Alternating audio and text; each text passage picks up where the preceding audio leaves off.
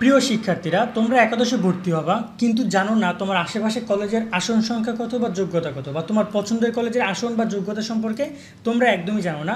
আজকে এই ভিডিওতে আমরা সকল কলেজ, সারা দেশে কোনায় কানায় যত কলেজ আছে এবং প্রপার এলাকার সব কলেজের তালিকা, আসন সংখ্যা, যোগ্যতা বলে দিব।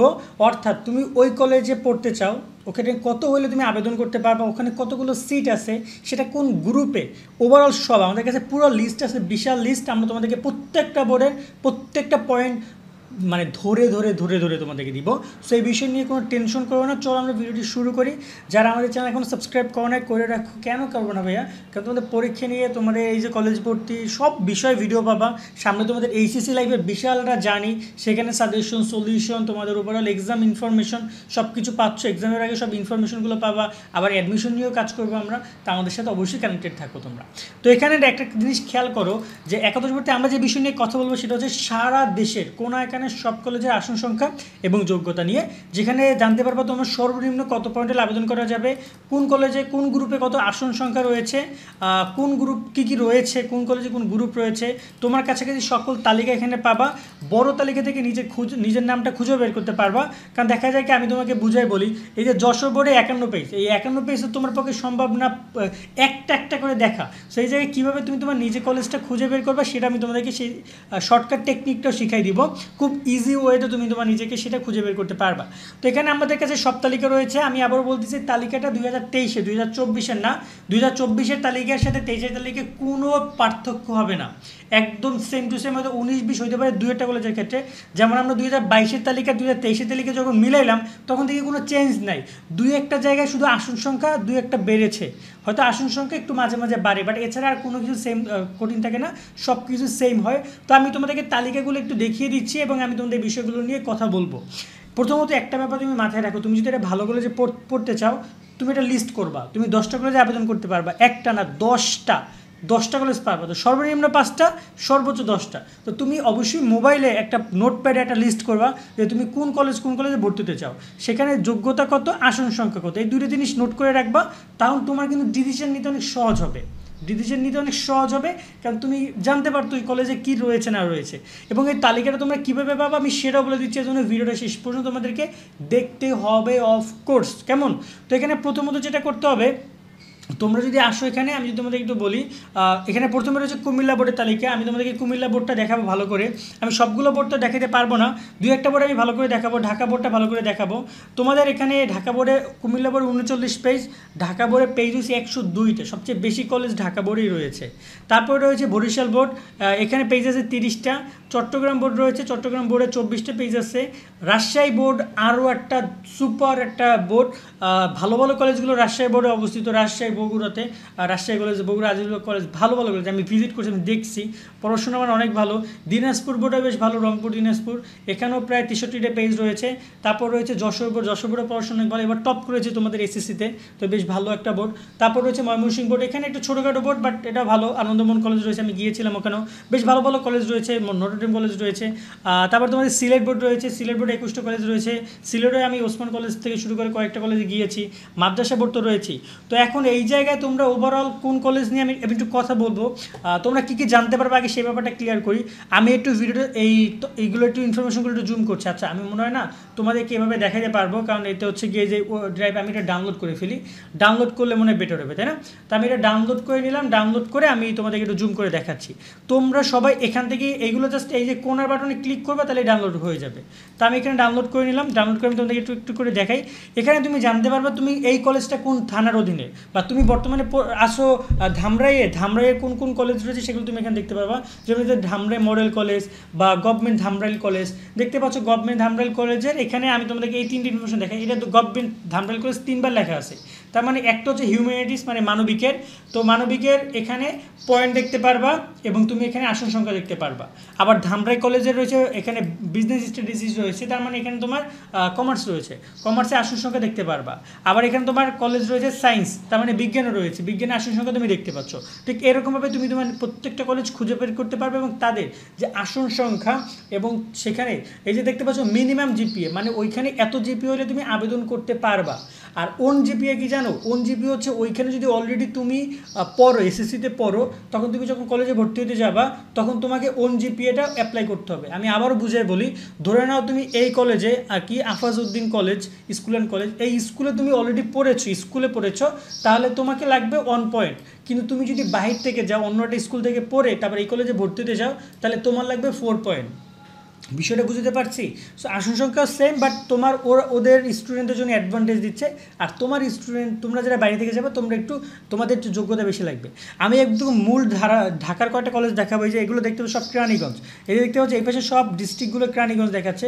কেরানীগঞ্জের সব কলেজগুলো আমি পাইলাম, নবাবগঞ্জ, সাভার পাইলাম। আমি একটু ঢাকার ধানমন্ডি দিকে দেখাতে চাই। এই যে ঢাকা চলে আসছে, আমি ঢাকা মহানগরের মধ্যে, এই দেখতে পাচ্ছি এখানে লেখা আছে ঢাকা মহানগর, আর এই সাভার এগুলো কিন্তু আউটসাইড ঢাকা দেখাচ্ছে, ঢাকা বোর্ড বাট আউটসাইড মহানগরী। তো এখানে তোমাদের সে বিষয়গুলো রয়েছে, এখানে বাড্ডা রয়েছে, তো আমি বাড্ডার কোনো কলেজ দেখাবো না ওভাবে, বাট আমি এখানে যদি বলি ক্যান্টনমেন্ট কলেজ রয়েছে, ক্যান্টনমেন্টে বিএফ শাইন কলেজ সম্পর্কে তো অনেকেই জানো, কুর্মিটল। তো এখানে তোমাদের টোটাল 4টা গ্রুপ রয়েছে, যে তোমরা দেখতে পাচ্ছ বিএফ শাইন কলেজ। তো বিএফ শাইন কলেজের এখানে তোমাদের মর্নিং তোমাদের রয়েছে, সবগুলোই মর্নিং, তবে একটা শুধুমাত্র ইংলিশ ভার্সন রয়েছে, সেটা হচ্ছে সায়েন্স ইংলিশ ভার্সন রয়েছে, যেখানে জিপিএ 5 ছাড়া কেউ অ্যাপ্লাই করতে পারবে না, আসন সংখ্যা 25টা। বাট বাকি এখানে নর্মাল সায়েন্সের জিপিএ 5 লাগবে, 625টা আসন সংখ্যা। আর যারা ওই কলেজে অলরেডি পড়ে ওদের লাগবে মূলত 1 পয়েন্ট লাগবে, ওদের লাগবে জাস্ট 1 পয়েন্ট। আর এখানে অনেকেই বলতে পারো যে এসকিউ কোটা কি, এসকিউ কোটা হচ্ছে স্পেশাল কোটা। এটা দেখা যায় যে একটা ব্যাটালিয়ান বা দেখা যায় বিভিন্ন সময় একটা ওখানে কর্মরত যারা আছে তাদের জন্য সাধারণ কোটা দেয়, এসকিউ কোটা।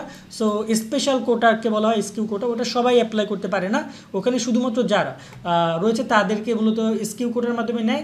তো এখানে আমি আবারও বলতেছি, দেখতে পাচ্ছি যে বিএফ শাইন কলেজ কুর্মিটোলা, এখানে 5 পয়েন্ট লাগবে, বিজ্ঞানে মানবিকে লাগবে 3.5, আবার তোমার হচ্ছে গিয়া যে কমার্সে লাগবে 4.25, আর যারা সায়েন্সে ইংলিশে ভর্তি হবে ইংলিশ ভার্সনে তাদের লাগবে জিপিএ 5।